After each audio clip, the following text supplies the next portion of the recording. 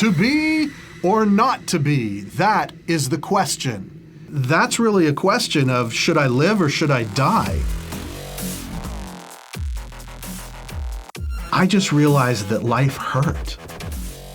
And the more that life hurt, the more I thought, there is something that can stop this pain, and that is death. My dad is a professor of physics at Stanford University, so education was so important to our family. And as a result, I grew up reading all the time. One of the things I loved to read was Greek mythology. And you know, if you read enough of this Greek mythology, you see that it's these gods like Zeus who see these earth women that they're attracted to, and they have children with them.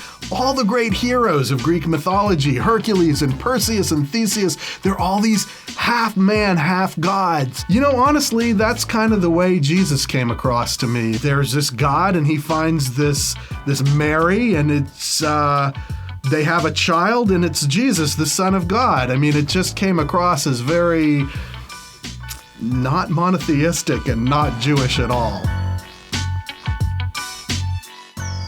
My grandfather exchanged letters with his family in Austria back and forth until one day the letters stopped. And it was at that point that he knew that his family had been interned in concentration camps and that he would never see them again. Because of that experience, it was so important for me and for all my family to understand who we were as Jewish people. I grew up in the synagogue.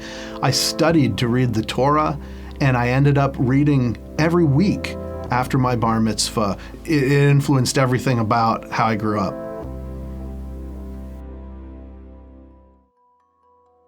My Bubby, my grandmother, she was an amazing, loving woman, and you just knew her love when you were around her, and everybody loved her too.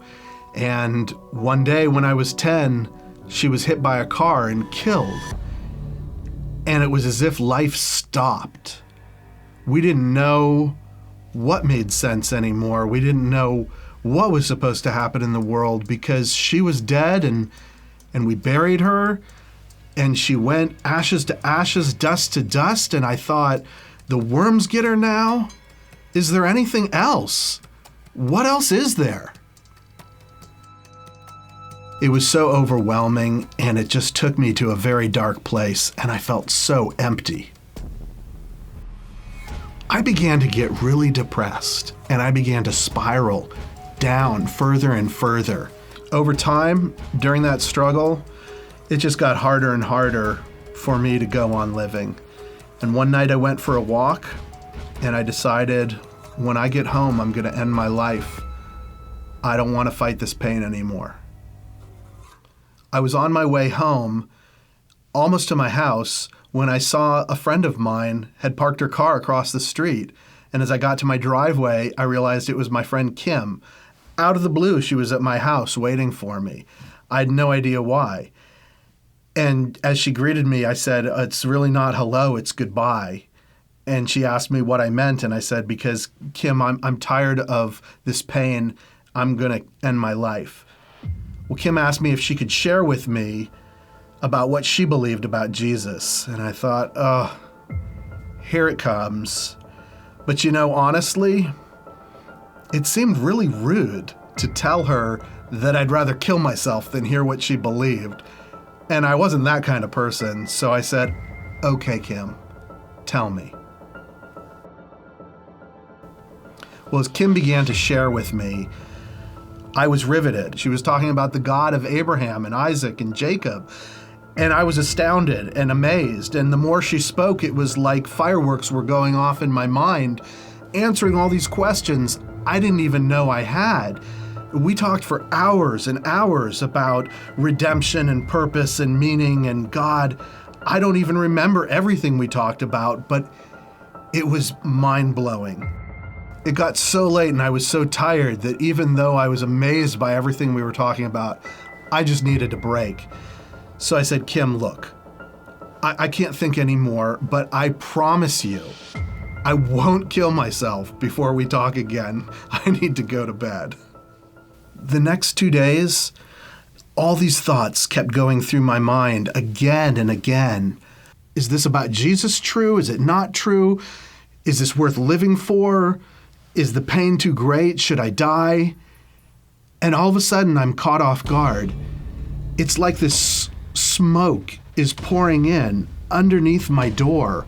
It was like a cloud. It was obscure. I couldn't see, but it was coming and closing in on me. And it was like an aura around me that was shrinking. And it was getting smaller and smaller. And I realized that it was simply evil. And I called out in that moment to Jesus, save me.